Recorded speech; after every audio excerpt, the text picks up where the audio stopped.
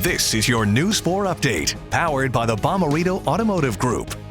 Good morning, I'm Marissa Hollowett, and here are some of the stories making headlines. Breaking overnight, St. Louis County Police have the person of interest in connection with the deadly double shooting inside the Galleria Mall now in custody. Police say 2 people were shot after an argument between 2 groups.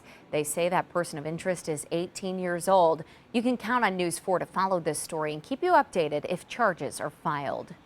New this morning, police in the city are working to find whoever shot a woman along Washington Avenue. It happened shortly before 10:30 on Washington near 19th Street. Police say the woman was shot in the side and was taken to the hospital and is expected to survive. Today, Missouri Governor Mike Parson will be in St. Louis addressing violent crime. He's been outspoken recently on crime in St. Louis, where at least 135 homicides have been reported this year. He'll hold a special legislative session next week to address the issue that's affecting all of Missouri. The Ferguson-Florissant School Board has voted to begin the year with all students staying at home. The board says that classes will remain online through at least October 21st.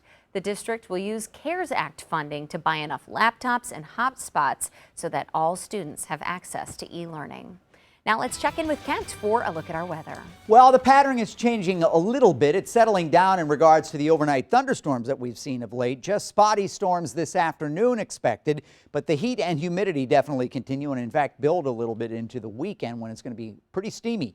The high today close to 90, 89, hot, humid, a couple of spot storms forming on a very light wind. You won't get much of a breeze to relieve you from the heat. So as we get into the afternoon, we see a couple of thunderstorms bubbling up. There's actually an old front that's sitting right over us. Looks like primarily the southern part of the viewing area that will be dealing with these storms.